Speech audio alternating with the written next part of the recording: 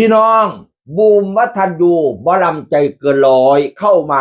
อยู่กับหัวหน้าบอยซิริชัยเป็นฤดูกาลแรกพี่น้องเอ๋ยปีที่แล้วนี่อยู่กับเพลวพาวเสียงทองปีนี้ก้าวสู่บลำใจเกินร้อยตั้งแต่กี่เป็นศิลปินเป็นนักร้องเด้บัดเรามาอยู่ไกลใจเกินร้อยแล้วว่าจังสี่ล่ะผมเพิ่งรู้ว่าการเป็นแดนเซอร์ก็สนุกดีเหมือนกันครับบัสราได้เต้นน้ำมาอยู่ใจเกินร้อยบรรดาศิลปินนี่ต้องได้เต้นน้ำดีพี่น้องต้องเป็นแดนเซอร์น้ำดีบัดนี้แล้วว่าเรามาเป็นแดนเซอร์เลยเราหวังแต่หัวการเป็นแดนเซอร์มันสนุกมันม่วนจนป่านนี้พนวัตพี่น้องเอ๋ย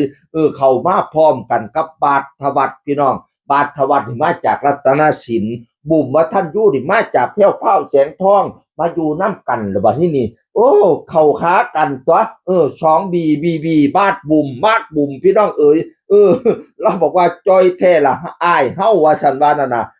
มาเป็นแดนเซอร์จอยแท้ละอ้ายเฮาว่าสันถ่ายรูปคู่กันกับบาดบุ่มบีแห่งหมอลำใจเกินร้อย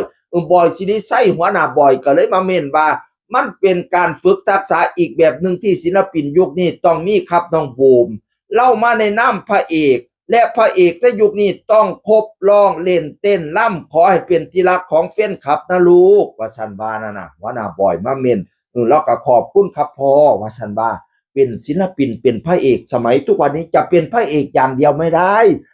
ต้องร้องเล่นเต้นรำทำได้หมดเลยเป็นตลกก็ทำได้เป็นพระเอกก็ทำได้เป็นตัวโกงก็เป็นทำได้ไม่ใช่ว่าจะยึดแต่บทพระเอกอย่างเดียวตั้งแต่จิบเป็นพระเอกกับพระเอกอีหลีเนาะบ่ได้มาเต้นแล้วบ่ได้มาเล่นตะกงบ่ได้มาเล่นตลกแล้วสมัยทุกวันนี้ร้องเล่นเต้นรำทำได้หมดว่าสันหัวบราบ่อยแล้ววานะเป็นตลกกับเป็นได้พร้อมเป็นนักเต้นกับเต้นได้พร้อมมันต้องครบเคียงว่าสันมาเม่นกับลูกไส้บุ่มกับขอบคุณครับพ่อว่าสันว่าแล้วนะเป็นตาฮักเป็นตาแพงขอพี่น้อง